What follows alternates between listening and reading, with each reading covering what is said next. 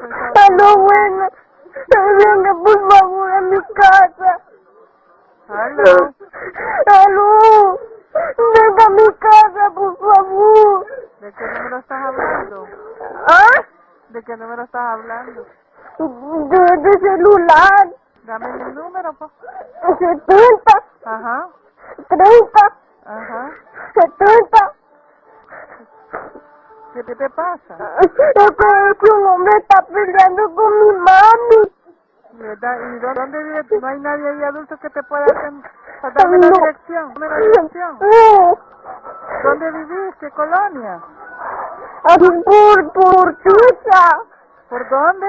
Aquí casi por por la escuelita de Altavista. ¡No! Espérese, hijo. ¿Aló? ¿Aló? ¡Déjala, por favor! ¿Aló? Ay, Dios mío. ¿Aló? Ay, le está pegando a un niño.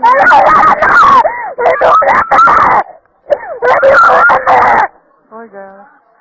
Mi mami está peleando. Por eso, ¿dónde está?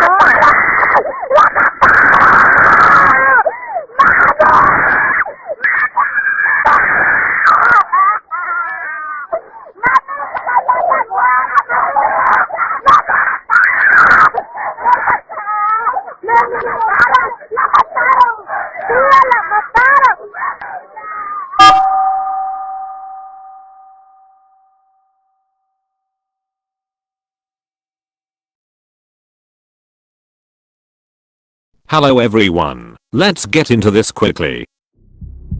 One day, in El Salvador, a receptionist for the Salvadoran 911 emergency call system gets a call. The receptionist's name is supposedly named Zoila Cisneros. So, Zoila answers to hear a clearly distraught 6-year-old girl scream about how her mother is being attacked and eventually murdered in front of her own eyes. Here is the unfortunate part. The operators in El Salvador aren't supplied with high quality equipment and software. Somehow, Pizza Hut has better software than the 911 operators in El Salvador. Just a few minutes before 9 AM rolled around, after Zoila was explained to about her work, Zoila started work in cubicle number 4. Zoila put her headphones and microphone on and waited for her to get an emergency call. Zoila ended the call and then told her neighbor in the cubicle next to her what happened.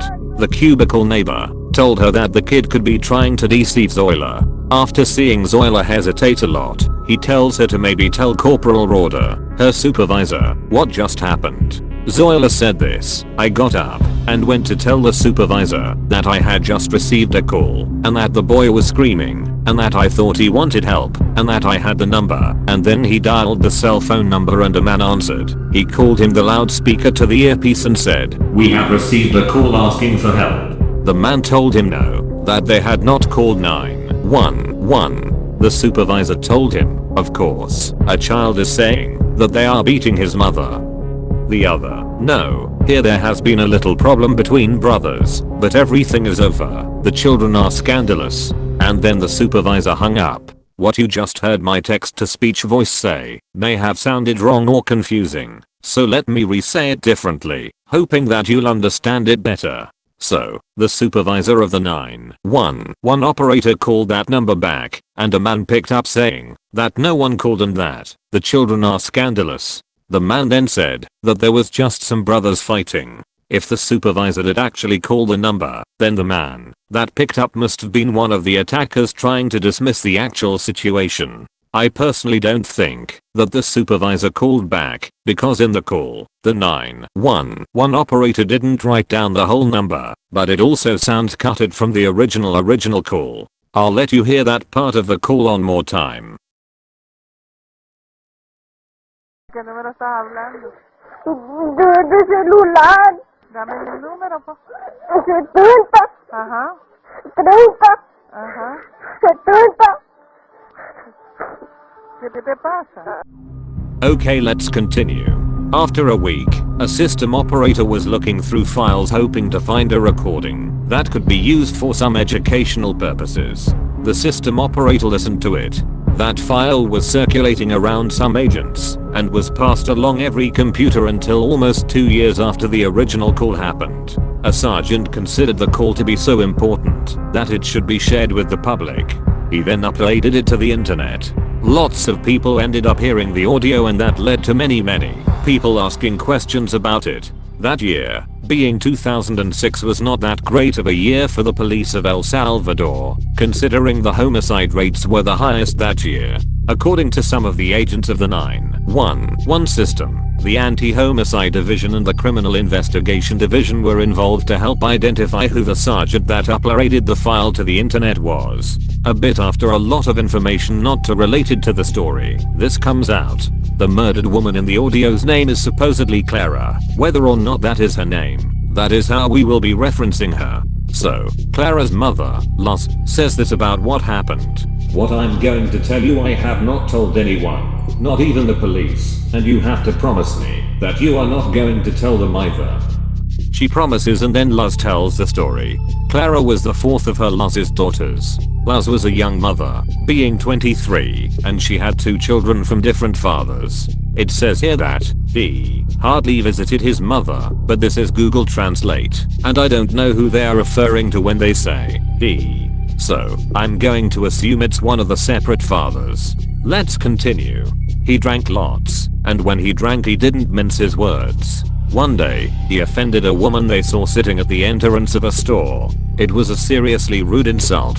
Somehow Clara had some dirt on that woman. So, she yelled them out loud in public at her. The woman was in a gang, and since Clara had offended her, she was gonna do something bad. Something terrible. A few days later, Clara was collecting some water from a pitcher and a stranger came over to talk to Clara. 2 more men came over and asked to see some tattoos or something. Clara intervened and the gang members shot her multiple times until she died. But, here is the weird part. Did you hear any gunshots on the call? And that person on the phone sounded more like a younger female than a boy, which is what the story used to reference the person the gang members asked to see tattoos on. And on YouTube, the video with the 911 call and the translation shows a picture of a younger girl on a slide. The photo could possibly not be associated with the audio, but that still doesn't make the gunshots make sense. There aren't any gunshots heard on the call. They could have had a silencer on the gun, but based on gang crime in El Salvador, it would make more sense for the gang members to stab her or cut her up. The major gangs mostly do that instead of shooting them. But let's continue the story anyways. The location where the call happened was in one of the communities between Tethys and Alta Vista, which would add up with the call when Zoila asked for the girl's location. So, some investigating later, an investigator confirmed that it was fake, an urban legend, whatever you want to call it. But that doesn't seem too right. The screams seemed too real. I can't name a single child actor that could even sound close to that real. Maybe it is fake, but still, somehow, there is more to the story. So let's continue. Because it was Zoila's first day on the job, she didn't remember to archive the number or track it or anything like that. That's why no one can tell if it's real or fake, if that story I just told you is even real, and more. So, Zoila didn't handwrite the number, so when the call ended, the number in which the girl called from ceased to exist. The girl in the call was only 2 digits away from saying the full phone number, which would have been crucial for any information really. So, in El Salvador, with the number of 9.5 deaths per day, that call and incident would easily be forgotten and swept under the rug.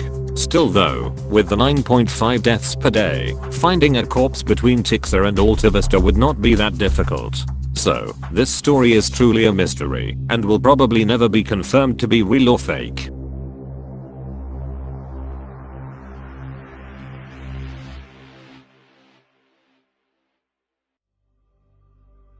It seems as though people aren't really happy with the fact that no one knows if it's real or fake, and for the people that do believe that it's real, they don't like how the situation was treated. They think that the job of the operator, Zoila, was worse than subpar. It does seem that there wasn't much effort put in from Zoila, and it also seems like not too much cold being done anyway, because of how the country was at the time, and sadly still is. The gang violence was clearly not going too great there, and it's surprising how much violence there is in that area of the world. Not just El Salvador, but Mexico, Afghanistan, Brazil, South Africa and many more.